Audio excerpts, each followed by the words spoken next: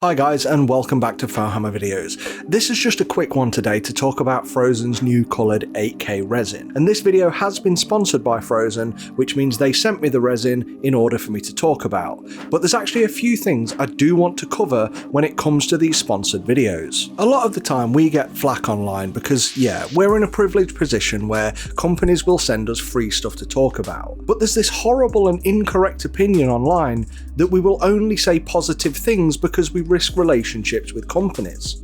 And whilst there's a certain element of that in the media, you'll find that those channels that do actually succeed are the ones that are consistently telling the truth. Because the people who watch those, you'll more than likely get a positive response and people will agree with you rather than a negative response of you're just trying to push this product. And as somebody who's built the Phrozen website brand up over the last half decade, I do find it difficult now that I'm coming into the YouTube space when people don't know me and I'm having to deal with these comments all over again. With all due respect guys, ask around. And if you still don't believe me, let me be honest with you right now. I don't like the Phrozen 8K resin, but it would be unfair of me and incorrect as a reviewer to just say that without context. And the context is, I'm a miniature printer. Well, I'm a miniature painter, but when it comes to printing, I like to print miniatures because that's my background. I'm a huge fan of the likes of One Page Rules and various other companies out there that I've showcased in many of my other videos. One of my other favourites is the Lion's Tower, who makes some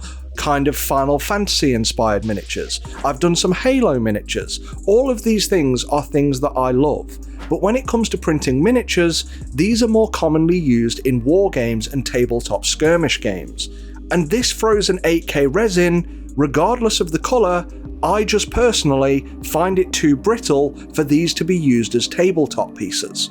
But as I've also said in other videos, the more I 3D print things, the larger the things I want to print become. And when it comes to printing busts or models or larger scale diorama pieces, that's where I am starting to warm to this resin a bit, because it is amongst those that produce the highest levels of quality and detail in the things that we print.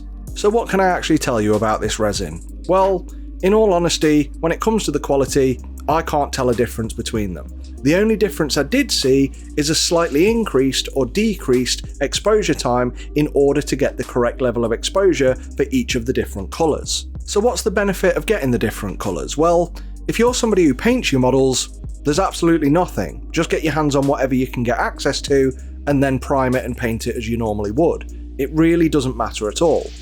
But if, like me, you're somebody who ends up printing more models than you can ever paint in your lifetime, then yeah, go for a different colour. It's better than looking at a load of grey on your bench all the time. But they also photograph and video differently. So if you're looking to emphasise details on a model, things like the grey that they initially came out with, or darker colours in general, are really good at doing that because there's no transparency to it, so you can't see through, and it really brings out everything that the actual printer can do. Personally, I'm quite a fan of the Terracotta red colour just because it's a bit more interesting and different to what other brands have provided and from what I've seen before. So I've found myself printing more with this just because I kind of like the look of it.